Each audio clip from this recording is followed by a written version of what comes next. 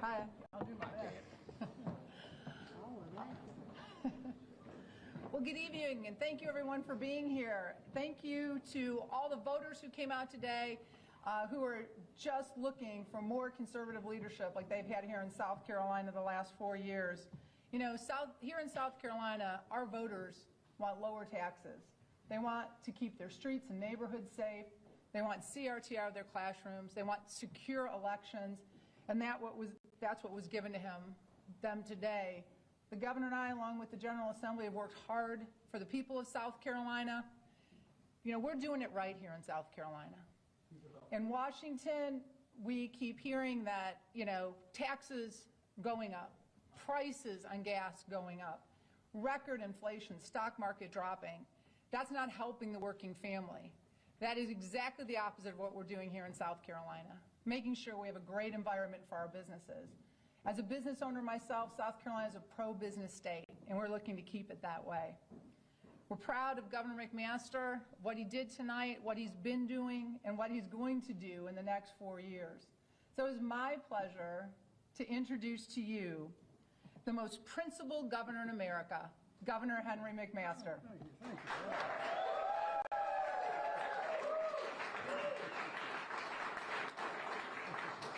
Y'all, thank you very much for coming out.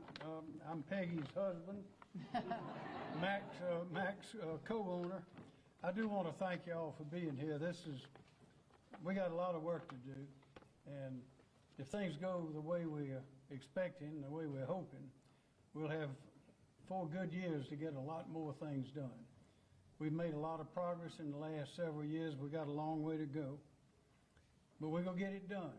And South Carolina is on the charted course now to be at the top of the world, the best state, best place in the whole country to live, work, and raise a family. And I'm honored at the trust and confident that the people have placed in me as their governor. And Peggy and I want to thank everybody for their support tonight and in November. Everywhere we look, South Carolina is growing, from the mountains to the sea. Our economy is booming. More and more people are visiting our state. You see them all over. The parks are full, and many are deciding to stay for good, including a lot of our military people. I just recently got a letter from a commander of a base in another state. Said everybody there is talking about coming to South Carolina.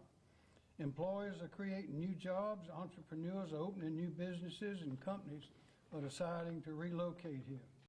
South Carolina state government is in the best physical shape we've ever been in. We have the largest budget surplus, the largest rainy day reserve fund, and the lowest debt ever in the history of our state. That's because in South Carolina we're doing it right. We believe in family, we believe in God, we aren't afraid to say so. We believe in the right to work, we believe in life, liberty, and the pursuit of happiness, and we will fight to protect them. Last year we broke over 10 years worth of records for new job recruitment and capital investment in our state.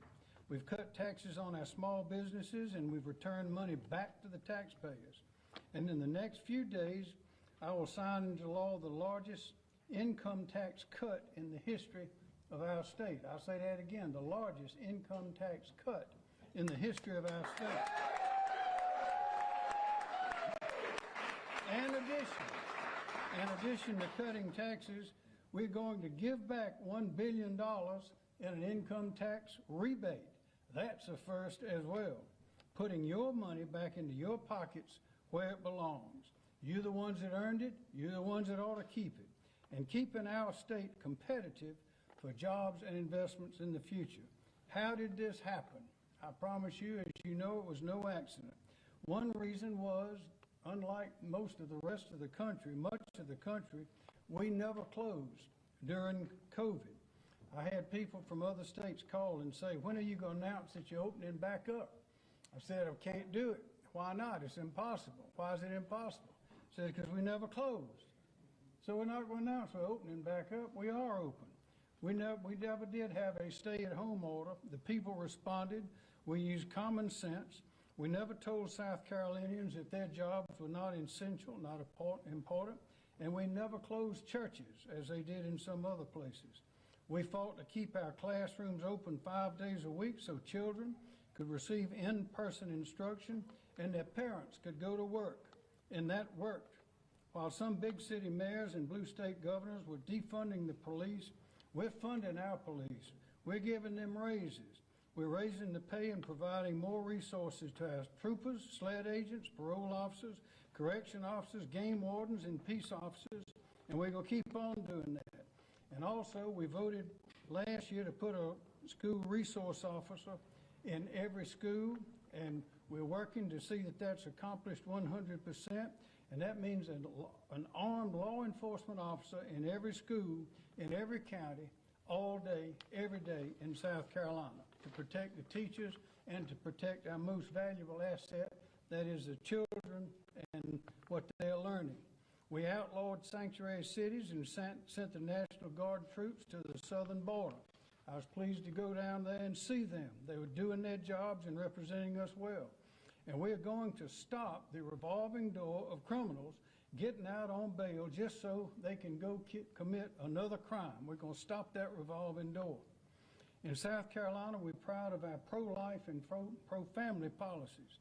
When I issued the executive order to prevent taxpayer dollars from going to abortion providers like Planned Parenthood, the Biden administration sued to stop me. When I signed our heartbeat bill into law, the Biden administration did what? Sued to overturn it. And when we stepped in to protect our faith-fair foster care providers like Miracle Hill, the Biden administration sued. And we sued the Biden administration on their mandates, their vaccine mandates, and guess what? We won, because it's not in the Constitution for the federal government to be issuing those mandates. I'm confident in the very near future, the U.S. Supreme Court will stand with South Carolina and other pro-life family states in protecting the most precious of all rights, the right to life. We unleash the free market in public education with choice and competition. Parents with 4-year-old children who live in lower-income households will now enroll their child at the public, private, or for-profit full-day kindergarten provider that best suits their child's educational needs. That is choice in education. Soon I will sign into law a bill that creates the state's very first education savings account, giving parents additional options for their child's education. We are reforming how the state funds public education. We have 29 different funding streams that flow in from the state to the local school districts, 29. It's confusing and impossible to determine how much of that funding actually makes it into the classroom. So we're fixing that. Funding should follow the child into the classroom, and every parent will now know how every school district spends every single dollar. Teacher pay. Teacher pay is on the rise in South Carolina. When I took office, the minimum starting salary for a new teacher was $30,000 a year. Currently, we're at $36,000. That's not enough. Next week, when I approve the state budget, the new minimum starting salary for a teacher in South Carolina will be $40,000, and that is just the beginning. Our state's booming economy has created 100,000 open jobs right now. In high demand, skilled trades and professions, employers are struggling to find people. Working with the South Carolina Technical College system, we created special scholarships at our 16 technical colleges. What for? So residents can get the degree or the credentials they need to fill one of those open jobs. We're the only state in the country that has such a program. To date, over 6,000 South Carolinians have been retained and employed, and we plan to keep those scholarships going until all of those jobs are filled. Ladies and gentlemen, we have a once-in-a-lifetime opportunity to make big, bold, and transformative investments that will bring prosperity and happiness to our people for generations to come. We know the competition for jobs and investment is fierce, both nationally, globally, and particularly here in the Southeast. We must win this competition. This means we must do a number of things. We must invest in widening our interstates. We must expedite and accelerate the start and completion of projects designed to relieve traffic congestion, to replace bridges, and to repave and resurface secondary roads. And we must invest in infrastructure, invest in water and sewer, and broadband access, especially in rural South Carolina. I believe that ensuring prosperity for generations of South Carolinians to come requires that we build the workforce, the infrastructure, the intellectual capital, the environmental assets, and the quality of life necessary for us to compete and win in South Carolina. And when I say compete and win, I mean all of our people, all of our people. South Carolina is booming, and we want it to boom for all of our people. So let us continue to work together. Let us continue winning. I believe in South Carolina. You believe in South Carolina. And we believe in America. And I believe in each and every South Carolinian. And I know that the best is come. The best is to come. We have a bright future, unlike we have seen in many, many years. It is clear that one of the adversaries we have is the unfounded projects and attitudes of the national government. Things are going wild in Washington. The southern border, the inflation, the prices, the policies of our national government are not positive for our people. But in South Carolina, we're doing things right. We're doing things right. We are an example for the rest of the country. And Peggy and I and Pamela and David are enormously proud of our people and enormously hopeful and know we are certain that the best is yet to come for South Carolina, and we look forward to working with all the people, everybody out there. And I want to thank you again for this great victory tonight. And we're looking for one more. One more. We're looking for one more, and it's coming. Thank you.